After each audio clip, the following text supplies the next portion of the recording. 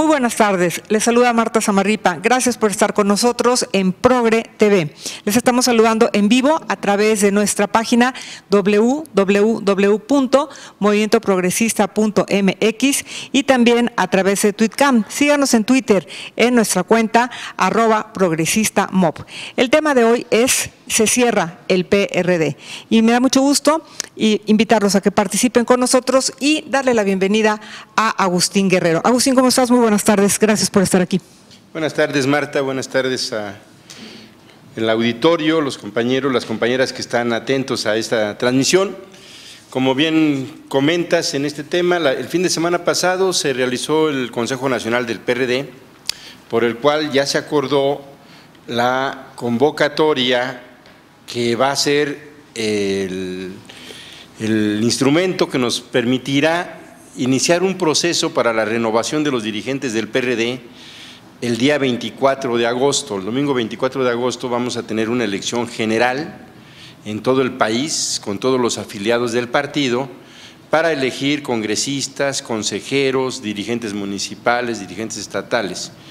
Y lamentablemente hubo una resistencia muy fuerte por parte de Nueva Izquierda, de ADN, de otros grupos del partido, para que la elección del presidente nacional también fuera abierta. ¿Por qué la resistencia?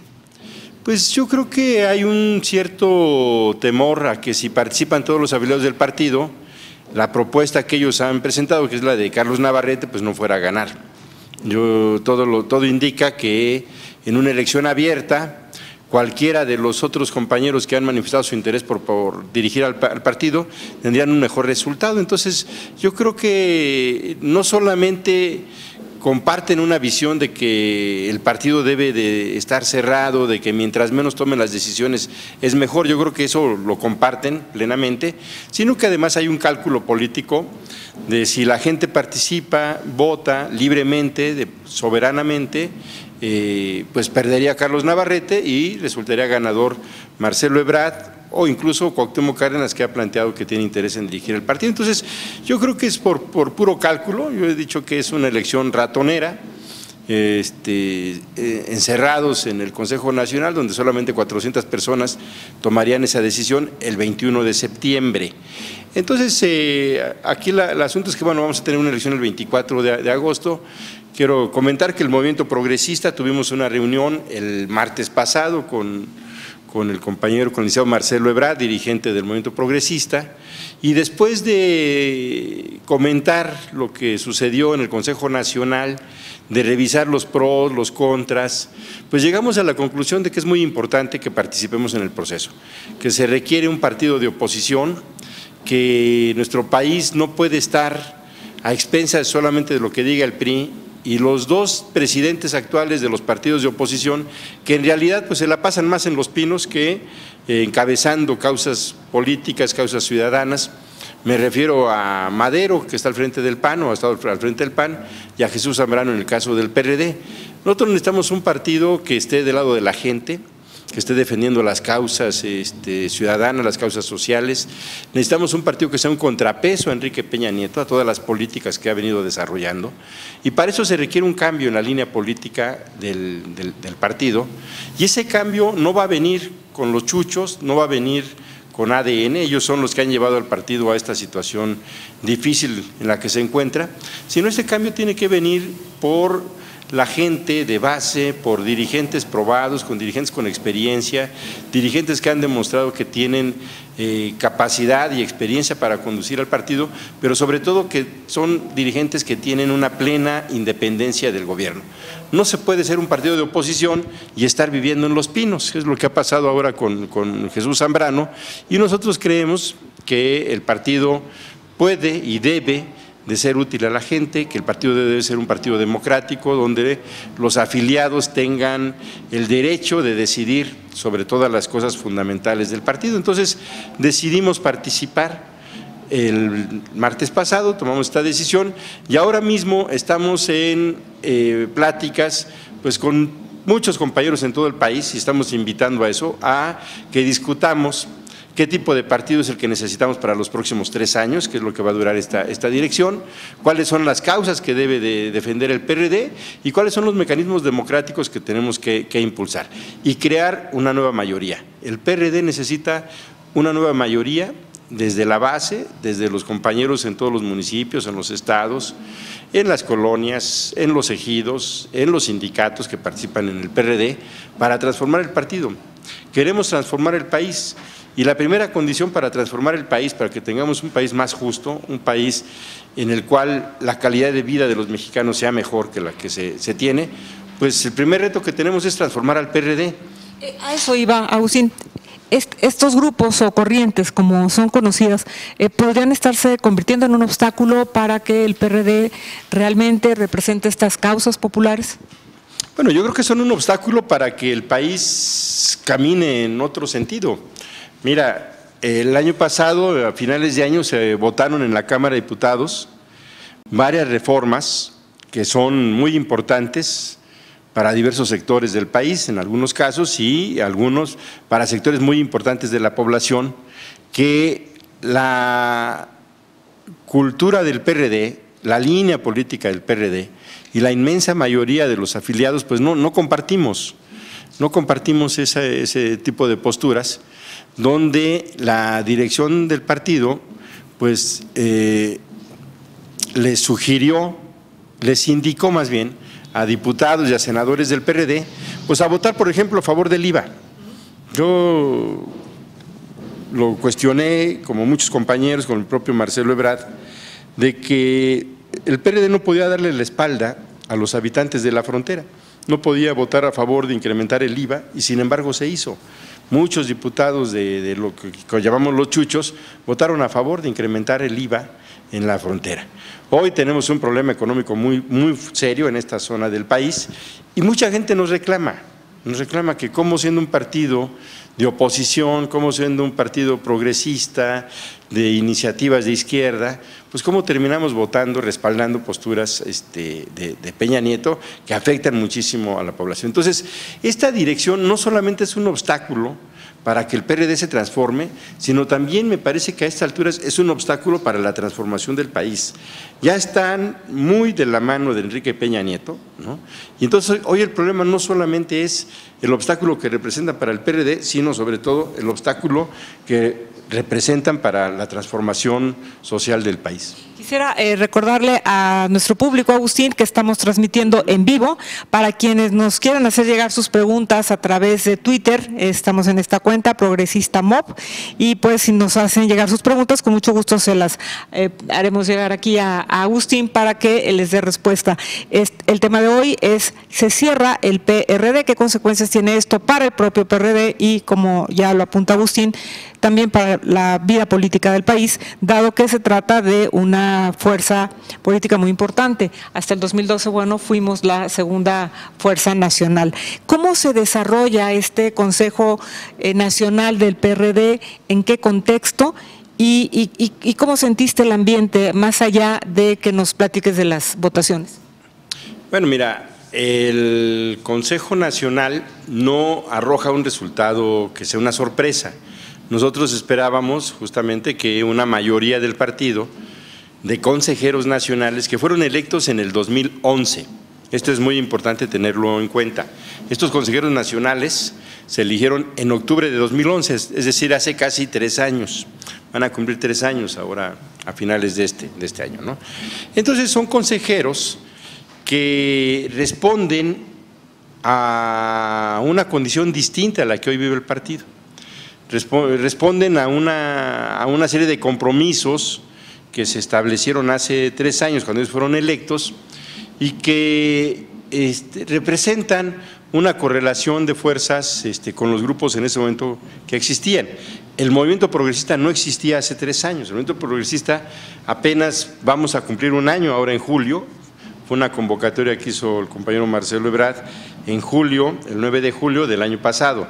Entonces, este Consejo Nacional que se reúne el fin de semana, pues son compañeros que vienen de una elección de hace ya algunos años, que están pues sujetos a los compromisos que hicieron con los grupos que los propusieron, en este caso con Nueva Izquierda, con ADN, con Foro Nuevo Sol. Entonces, no esperábamos tener un resultado distinto, eso en primer lugar, porque pues son consejeros estos que responden al interés de Nueva Izquierda. Lo que sí llamó la atención son los argumentos que dan. ¿Cuáles son? Se subió Jesús Ortega, que por cierto, déjame comentarte que yo nunca había visto que a un dirigente nacional del partido se le diera el trato que se le dio a Jesús Ortega. En el PRD a veces los debates son muy fuertes, incluso a veces son groseros, también hay gritos, lamentablemente, hay rechiflas, en fin, pero siempre dentro de un límite. Y con Jesús Ortega, este sábado pasado, hace 5 días, sucedió que cuando lo anunciaron que tomaba la palabra, que iba a exponer las razones de por qué una elección indirecta, por qué una elección cerrada, la gente en general empezó a gritarle vendido, vendido, vendido, ¿no? En una actitud de reproche hacia su persona que yo no había visto. O sea, muy ubicado el asunto del compromiso de él con Enrique Peña Nieto. Él participó en el Pacto por México. De hecho, se le exhibió a Jesús en esta parte de decirle que nadie lo había nombrado, que él a nombre de quién había acudido al Pacto por México, en representación de quién, porque ninguno de las personas que fueron a hablar a nombre del PRD en el Pacto por México fueron electos por ningún órgano. Entonces estuvieron ahí un año y pues la actitud que los compañeros en general del Consejo Nacional, yo diría casi con excepción nada más de Nueva Izquierda, ¿no? Pero todos los demás grupos, gente le gritó vendido, y eso es un dato que no es menor, porque nunca había ocurrido en una reunión del Consejo Nacional del PRD. ¿Qué contestó Jesús Ortega? Jesús Ortega argumentó que el método indirecto, es decir, que los consejeros nacionales elijan, pues también es un método democrático, que es un método que garantiza que los electores de primer piso, ¿sí? los afiliados, elijan a sus representantes y sus representantes puedan elegir después al presidente, y que en todo caso no es más ni menos democrático un método que otro. Nosotros le recordamos a través del compañero Miguel Elías Moreno Brizuela, que tomó la palabra también, pues que en este momento el PAN, que es un partido de derecha, que es un partido conservador, está justamente haciendo lo contrario, es decir, abriendo a todos sus afiliados la elección del presidente nacional, y eso lo está haciendo un partido de derecha. Entonces, ¿con qué argumento un partido de izquierda hace una elección cerrada? Que no es un contrasentido. Porque aquí solamente estos 400 consejeros a los que aludes serían los que elegirían, y los demás militantes que pudieran no estar de acuerdo, pues solamente se van a quedar viendo, ¿no? Están excluidos. Entonces, no solamente es un retroceso, es una decisión conservadora el cerrar la elección a 400 consejeros nacionales, sino también es un contrasentido con lo que el PRD en otros temas ha planteado. Ahora mismo estamos exigiendo como partido que se lleve a cabo una consulta nacional, que se le consulte a todos los mexicanos sobre el futuro del petróleo, que un tema tan importante como este no puede ser resuelto solamente por 500 diputados, sino que se tiene que consultar a toda la nación sobre el futuro del petróleo. Entonces, si el PRD exige que en un tema trascendente participe todo el país, se le consulte a todos los mexicanos y no solo a 500 diputados, pues nos mordemos la lengua cuando en un asunto que nos involucra a todos, que nos importa a todos los PRDistas, que es la elección del presidente, resulta que no, que de ahí no lo elijan 400. Entonces, no hay consistencia, no hay congruencia entre lo que el PRD pide para afuera y lo que hace en su casa, lo que hacemos adentro. Entonces, nosotros le planteamos eso a Jesús Ortega, le dijimos, mira, hay que ser congruentes, lo que pedimos, lo que queremos que pase en el país, también lo tenemos que hacer aquí. El buen juez por su casa empieza, y si queremos una consulta popular a nivel nacional, pues necesitamos también poner el ejemplo y elegir a nuestro presidente con la participación de todos los afiliados. Entonces, esta parte nos pareció fundamental, porque a pesar de que ya se votó, de que el método va a ser un método indirecto, las razones, los argumentos que nosotros expusimos para que el método fuera universal, directo y secreto, no nos los pudieron contestar. O sea, al final del debate tuvieron que callar, ¿no? Porque no tenían argumentos, no tienen manera de convencer a los 3 millones de afiliados que hoy tiene el PRD de que el método que ellos proponen es mejor. Ese fue el asunto que nosotros los emplazamos. Bueno, ustedes tienen que convencer a los 3 millones de afiliados que el método que proponen es mejor, que lo mejor para esos afiliados es que ellos no voten. O sea, ¿cómo argumentan, cómo convencen ustedes a 3 millones de afiliados de que lo mejor para ellos es que no voten?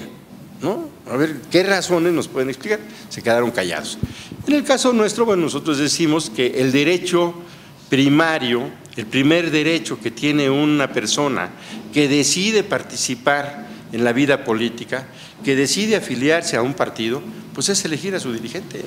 O sea, es muy obvio, es natural.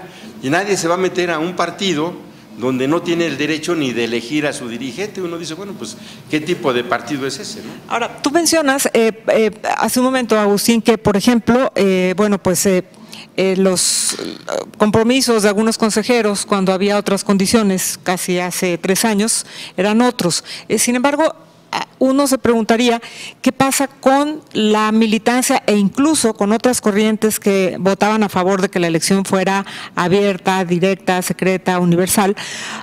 ¿Qué pasa con ellos? Porque finalmente no les conviene un PRD debilitado, ni tampoco un dirigente que no tenga el consenso de todos y que tenga la suficiente autoridad moral como para representar a este partido. Bueno, yo creo que a nadie le conviene tener un dirigente débil, un dirigente que cuando quiera alzar la voz, cuando quiera exigir, cuando quiera reclamar algún acto, alguna acción, alguna política que afecte los intereses de la población, pues le diga, no, momento, o sea, tú no puedes hacer eso porque pues te tenemos comprometido de tal o cual manera. Creo que no le sirve a nadie, a ningún partido, el que tengamos dirigentes débiles. La fuerza de un dirigente viene no de qué grupo lo propone, qué grupo lo postula. La fuerza de un dirigente viene de que voten por él, de los 3 millones, 2 millones o 2 millones y medio. Entonces, la mayoría. Claro, mientras más gente vote por ese dirigente, más fuerza tiene, más representatividad y menos compromisos con los grupos, porque le debe el triunfo a esos 2 millones y medio de personas o 2 millones que votaron por él. O sea, no estaría atado, pues. No estaría atado. Entonces, cuando de pronto se propone que sea a través de los grupos, como se nombra al presidente, pues también opera el dicho mexicano de que el que paga manda, ¿no? El que pone, manda. Entonces, es una dirección que queda muy limitada, muy acotada, ¿no? Y yo creo que también esa es la razón por la cual los chuchos decidieron no acompañar esta propuesta de voto universal, directo y secreto, porque no solamente es que pudiera perder Navarrete, que yo creo que eso lo tienen muy claro, sino que el compromiso que ellos pudieran tener con el que gane es distinto si es que es una elección abierta donde votan todos los afiliados del partido, así solamente votan los consejeros nacionales. Entonces, yo creo que esta parte, bueno, ya se tomó esa decisión, nosotros decidimos participar y a partir del martes iniciamos ya una serie de encuentros con otros grupos, como bien mencionas, Marta, que también coinciden con nosotros, que tienen una visión de que una elección abierta es lo mejor, pero si no es una elección abierta en este momento, vamos a trabajar para que en la siguiente elección del presidente así pueda ser abierto y mientras tanto construir una mayoría. Es decir, los consejeros, estos 400 que el fin de semana pasado acordaron el método para la elección del presidente, no son los que van a elegir al presidente, ¿no? Estos nada más sacaron la convocatoria. El 24 de agosto vamos a tener la elección. 3 millones de perredistas están en el padrón, poco más de 3 millones que podrán ir a votar, ¿no? A esta elección. Va a ser en todos los estados, en todos los municipios, se van a elegir 320 consejeros nacionales de manera directa. A esos 320 hay que agregar 32 presidentes del partido a nivel estatal, entonces ya vamos en 352. A esos 352 hay que agregarle los compañeros que han sido presidentes del PRD, que han sido gobernadores o exgobernadores por el PRD, que son más o menos unos 15 personas con estas características. ¿Te da el número de 400? 400 más o menos, porque la cuarta parte de los senadores del PRD y la cuarta parte de los diputados federales. Entonces, todo eso te da más o menos 400 integrantes del nuevo consejo. Ese consejo se va a reunir el 21 de septiembre y entonces va a elegir al presidente del PRD. Se van a requerir al menos el 60% de los consejeros presentes, es decir, si asisten los 400, tendrán que votar a favor por lo menos 240 de los 400 para elegir al próximo presidente. ¿Qué pasa con el secretario? El secretario van en fórmula, presidente y secretario van en fórmula. Si esa fórmula obtiene más del 60%, se lleva los dos lugares. Si no lo obtiene, en la primera ronda se hará una segunda ronda de votación y si no tampoco se alcanza el 60%, entonces en una tercera ronda de votación estará solamente el que quede en primer lugar, será presidente, y el que quede en segundo lugar de la otra fórmula, de la segunda fórmula, tendrá la Secretaría General, si no se alcanza el 60%, ¿no? Ahora, es interesante detenernos un poco en la necesidad de tener una presidencia fuerte, porque finalmente, bueno, todos los partidos lo que quieren es tener el poder, alcanzar el poder, ese es el objetivo. ¿Y cómo podrían lograrlo si no hay una pues cohesión en torno a quienes están representando, en este caso, al PRD? Ahora, te preguntas también, ¿no le importa a la militancia del PRD cuáles son los resultados que ha tenido hasta este momento cada dirigencia? O sea, ¿qué pasó cuando el dirigente era Cuauhtémoc Cárdenas? ¿Qué pasó cuando el dirigente era, el segundo presidente fue Porfirio Muñoz Ledo? ¿Qué pasó con la presidencia de Porfirio? ¿Qué pasó con la de Andrés Manuel López Obrador? ¿Qué pasó en la de Jesús Zambrano? En la de Jesús Ortega y después en la de Jesús Zambrano, y no sé si me pasó, había otra mujer también que fue presidenta, sí, fue Amalia García y Rosario Robles. O sea, no se mide esto en contra resultados, es decir, no es como que, bueno, pues cuando yo tenía a tal presidente tuve estos resultados en las elecciones. ¿Y cuáles son los resultados de la presidencia de Jesús Ortega, de la misma corriente de Nueva Izquierda, y los resultados de la actual presidencia de Jesús Zambrano? O sea, ¿este dato no es relevante para los perredistas? Bueno, yo creo que es el dato más importante. Al final del día, todo tu trabajo, tus iniciativas, la línea política, tus alianzas, tu selección de candidatos, los procesos para conducir al partido, para integrar dirigentes, para sumar simpatizantes a tus causas, a tus banderas de lucha. Todo eso, todo ese trabajo que tú vas realizando a lo largo de un año, de 2 años, ¿no? Un día se mide, un día es sujeto a una elección, ¿no? Y entonces ahí, pues no hay engaños porque las cifras son muy claras. Tú tienes un resultado que te evalúa si la estrategia, si la táctica, si la línea política, si tus alianzas, si tus candidatos, si todo lo que tú diseñaste para obtener un buen resultado fue correcto o no. Entonces hemos tenido dirigentes que han tenido buenos resultados, tenemos dirigentes que han tenido muy malos resultados, hemos tenido dirigentes que se han beneficiado de tener muy buenos candidatos, ¿no?, que hacen la diferencia. Sí, mira, yo por ejemplo te pondría el caso en el 2006, el candidato fue Andrés Manuel López Obrador a la presidencia de la República, nuestro presidente era Leonel Cota, que había sido gobernador. Nos faltó mencionar a Leonel Cota, sí. Que había sido gobernador en Baja California Sur. Y la verdad es que el liderazgo de Andrés Manuel ¿Subsanó? Sí, subsanó y ocultó todas las deficiencias que el partido pudiera tener, ¿no? Y logró un resultado excelente, digamos, para el partido en su conjunto. Fue la primera vez que tuvimos una votación por encima de los 15 millones de votos como izquierdas, ¿no? y la falta de liderazgo de Leonel Cota no se notó porque todo, me parece, se lo llevó la elección presidencial. De hecho, tenemos que evaluarlo así también. No es lo mismo un proceso electoral nacional donde la punta de esa elección es la elección presidencial, que cuando no hay elección presidencial cada 3 años nada más de diputados federales. Yo te quisiera decir también que el PRD ha tenido la suerte, ¿no?, de tener buenos candidatos a la presidencia. Los dos que hemos tenido a la presidencia, nos ha ido bien con ellos, incluyendo el año del 94 y el 2000, que fue el ingeniero Cárdenas nuestro candidato, ¿no? Era el mejor candidato que teníamos en ese momento para la presidencia de la República, y el traslado de liderazgo entre el ingeniero Cárdenas y Andrés Manuel López Obrador fue prácticamente simultáneo.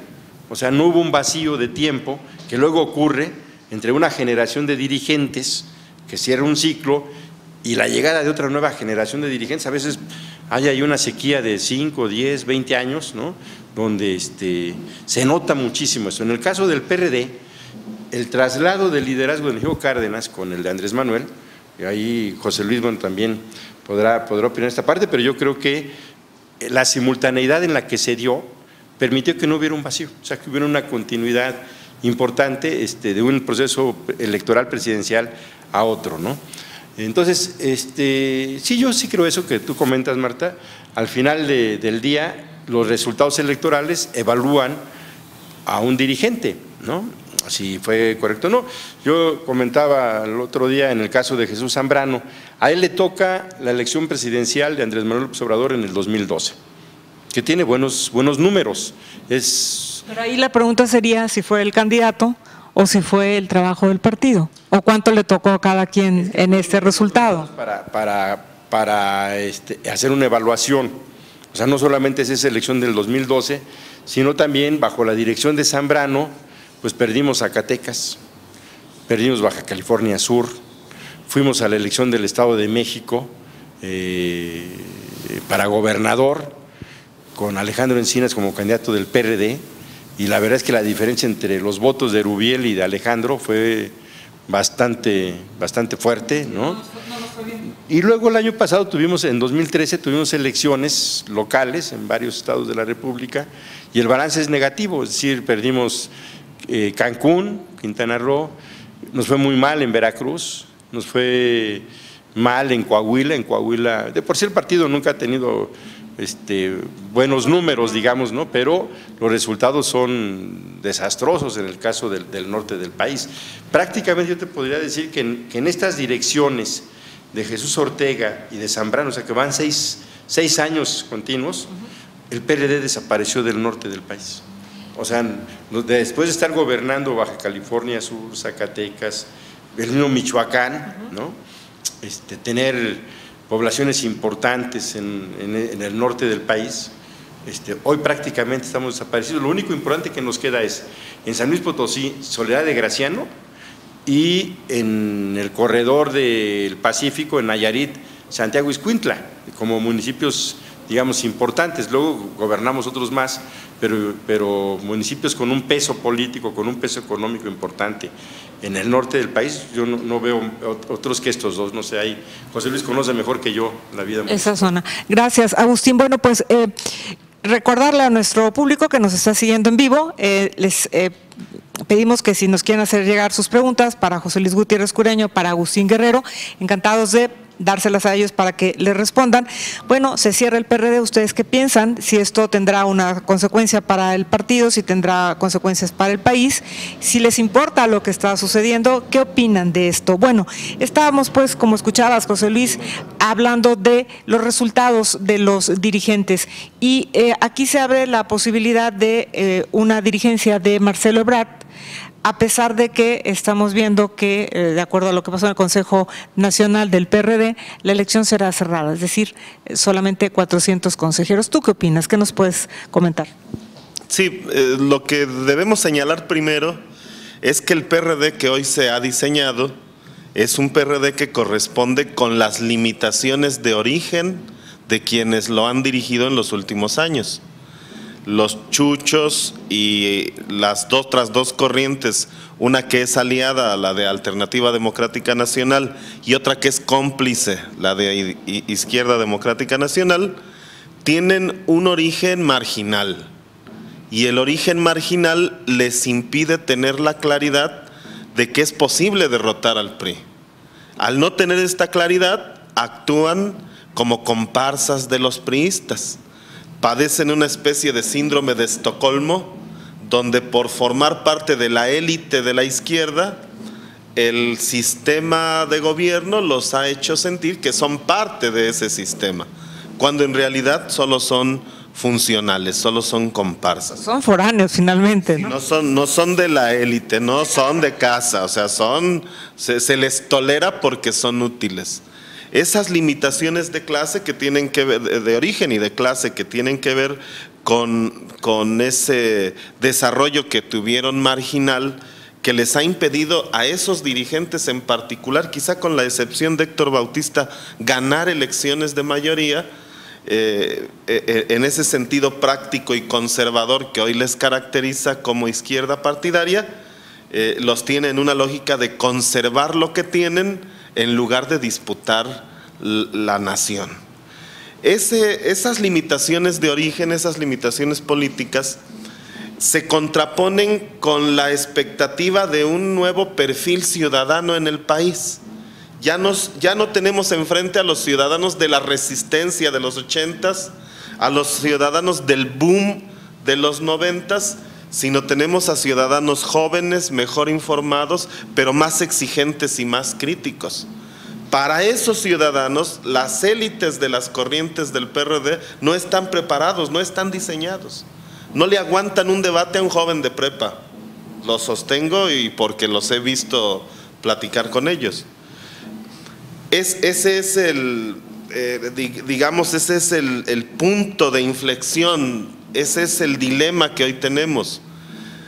Mientras nuestros compañeros de partido se atrincheran en las corrientes para enfrentar esta transición generacional que está viviendo la política del país, hay una ciudadanía que reclama el uso de los partidos como instrumentos de acceso al poder de los ciudadanos, tal y como lo establece la Constitución, con un agregado: los dirigentes tradicionales son prescindibles. Entonces el atrincheramiento de nuestros líderes de las corrientes es comprensible, pero jamás justificable.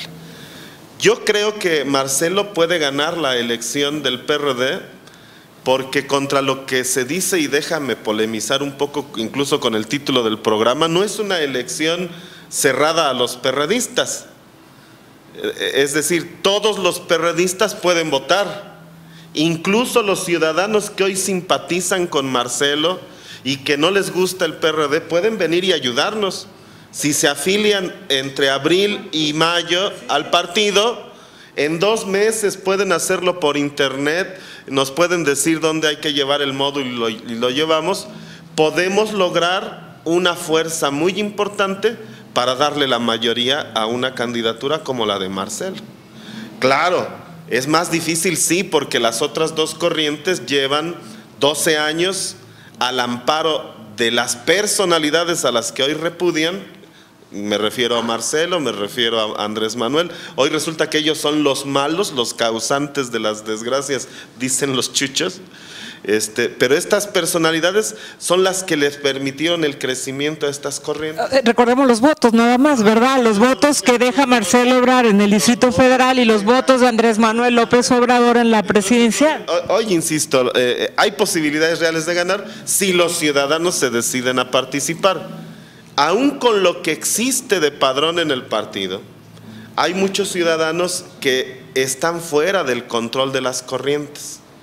En estricto sentido, lo que vamos a tener bajo el control de las corrientes son los afiliados de 2012 para acá, ya sin Andrés y prácticamente con Marcelo al margen de la estructura partidaria. Pero lo que había antes del 12 y lo que hoy se puede acumular, crean las condiciones para que un nuevo perfil de electores al interior del PRD le otorgue los consejeros suficientes a una propuesta distinta de conducción del partido. ¿Lo ves viable? ¿Lo ves viable? Es un asunto de determinación. Primero, que las tendencias que buscan un cambio en lugar de la continuidad se decidan a hacerlo, porque hay quienes proclaman el cambio buscando que todo siga igual. Algunos de nuestros aliados en este bloque antichuchista en realidad están por pose con nosotros, no quieren hacerlo. Pero con los que decidamos hacerlo, con los que decidamos abrirle verdaderamente el partido y las expresiones a ese nuevo perfil de ciudadano crítico, exigente, y que a través de las nuevas tecnologías de la información y de la comunicación podrían promover un movimiento amplio, cívico, plural y determinado a sustituir las formas actuales de hacer política. Y debe y puede suceder en la izquierda primero que en cualquier otro partido. Es una buena oportunidad para hacer realidad la revolución democrática. Revolución democrática aquí, ahora y empezando por el PRD. Bueno, ese punto es interesante también porque finalmente así se sustenta el partido. Ese es su nombre, esas son sus siglas y sería muy lamentable, ¿no?, que se comporte de una manera más bien antidemocrática con esta, pues como acuerdo de corrientes, ¿no? Solamente déjame apuntarlo así. Efectivamente, hoy el PRD es un partido conservador. Sí, lo mencionaba también justamente Agustín. Los líderes que hace 30 años ya estaban en los congresos, Jesús Ortega, René Bejarano, el propio Héctor Bautista, pues son personajes que por lo que han pasado se han vuelto profundamente conservadores. Por eso prefieren los pactos, aunque no le convengan a la sociedad, pero donde ellos conservan lo que tienen. Yo recuerdo la anécdota del Estado de México. Cuando estábamos disputando el centro del Estado de México, que es el municipio más habitado del país, Ecatepec, el dilema de ellos fue si nos aferrábamos a disputar Ecatepec o si dejábamos Ecatepec para conservar lo demás. Tomaron la otra decisión, dejar Ecatepec y tratar de conservar lo demás, y en esa decisión conservadora perdimos Ecatepec, perdimos todo. Peña Nieto se consolida, Erubiel se consolida y la historia adquiere otro matiz, que además se consolidó por estas limitaciones políticas que tienen nuestros compañeros. Cuando es designado por acuerdo Andrés Manuel, por ese acuerdo de la encuesta que tuvieron Marcelo y Andrés, la ciudadanía se mostró, y las encuestas así lo indicaron, esa campaña fue la que más creció, en la posibilidad de derrotar al PRI.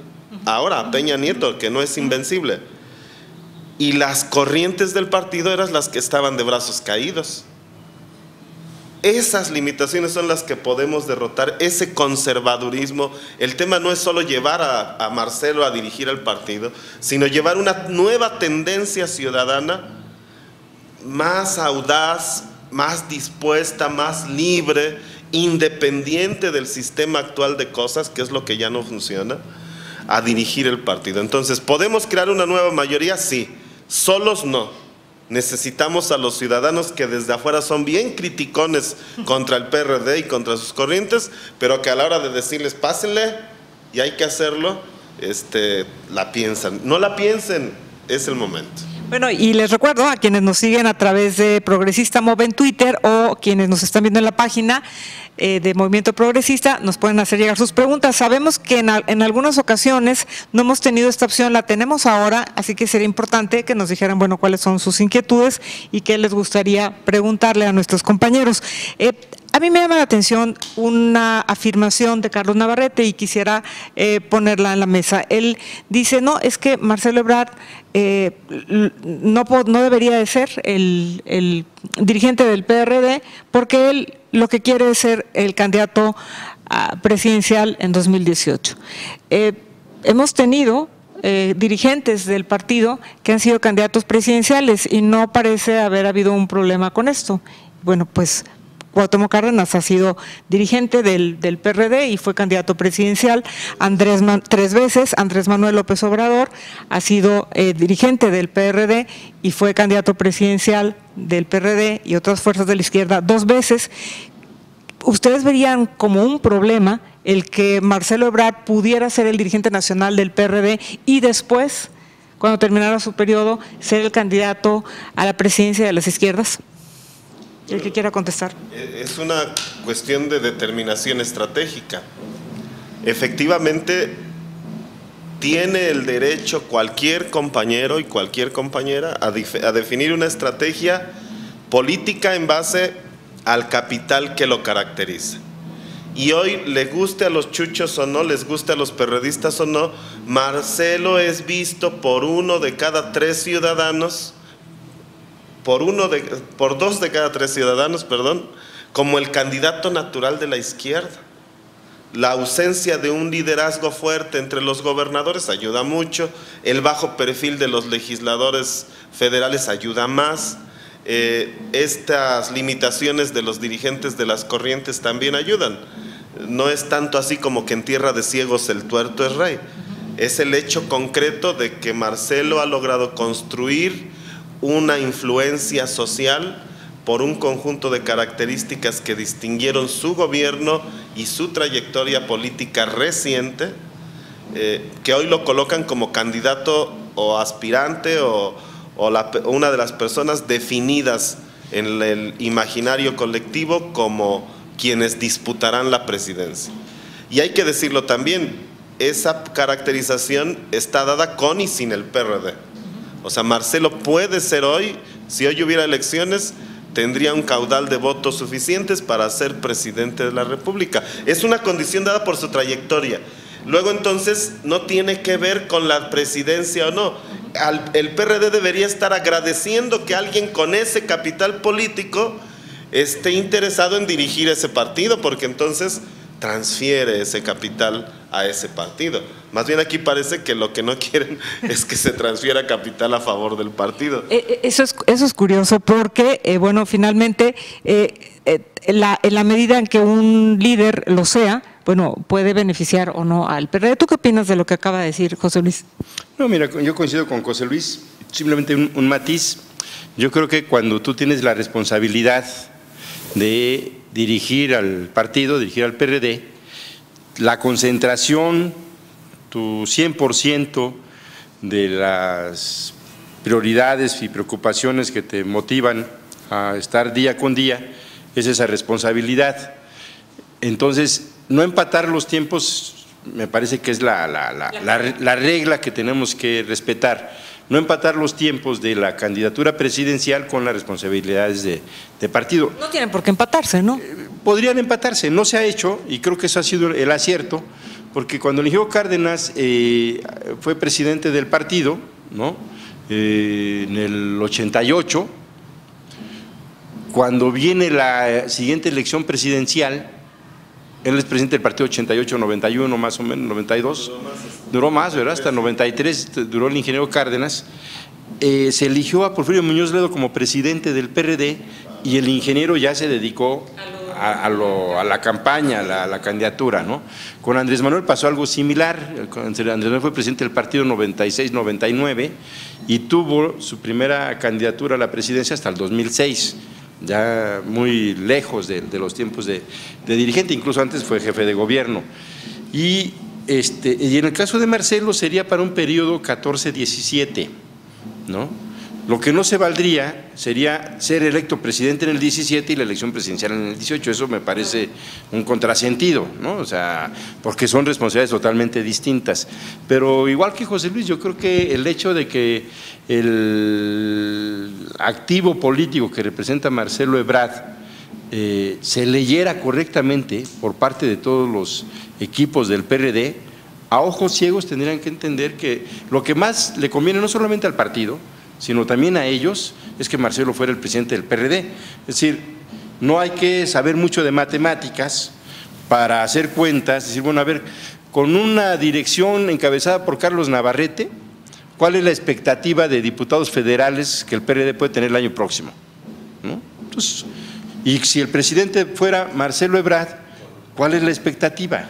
Sí, ¿cuál presidencia nos deja más diputados federales? Estoy viéndolo desde un punto de vista absolutamente pragmático. Práctico, o sea, sin enredarnos mucho, decir que también cuenta, tú lo decías, al final del día los números están ahí, o sea, todo el trabajo que tú realizas, al final de una etapa, un día los ciudadanos van a las urnas y te respaldan o no te respaldan, ¿no? Entonces tú puedes decir que eres muy bueno y que has hecho lo mejor, pero si los números no te respaldan, bueno, pues ese es el juicio. Los ciudadanos tienen solamente un instrumento para hacer un balance de tu actuación como político, que es su voto, ¿no? Claro, nosotros luchamos porque sea un voto libre, bien informado, ¿no? Que sea un voto consciente, que no sea un voto comprado por despensa, con tarjetas Monex y Soriana, sino un voto convencido. Si todos nuestros electores fueran a la urna con un proceso de reflexión de lo que ellos valoran, mejor o peor, para los partidos políticos, sería un juicio muy duro. Lamentablemente en nuestro país, una buena parte del electorado pues no va con una conciencia de lo que significa una propuesta política diferente a otras, sino a veces pues los llevan a votar o por otras necesidades acuden a las urnas, pero aún así hay una evaluación que se hace a través de la urna de la actividad política y yo no tengo la menor duda de que de cara al 2015, es decir, dentro de un año, si el presidente es Carlos Navarrete, va a tener el PRD menos diputados que si fuera Marcelo Ebrard. Eso creo que todos coincidimos. Ahora, ¿por qué sabiendo que es menos rentable Navarrete que Marcelo, por qué sabiendo eso se aferran a que sea Navarrete en el caso de Nueva Izquierda? Pues porque hay otros intereses, no todos son los diputados, que es importante eso, ¿no? Pero hay otros intereses. Yo creo que ellos encontraron el caminito por el pacto por México, ¿no? Para hacerse de otros intereses y de otros beneficios que pueden ser incluso mayores a las diputaciones federales.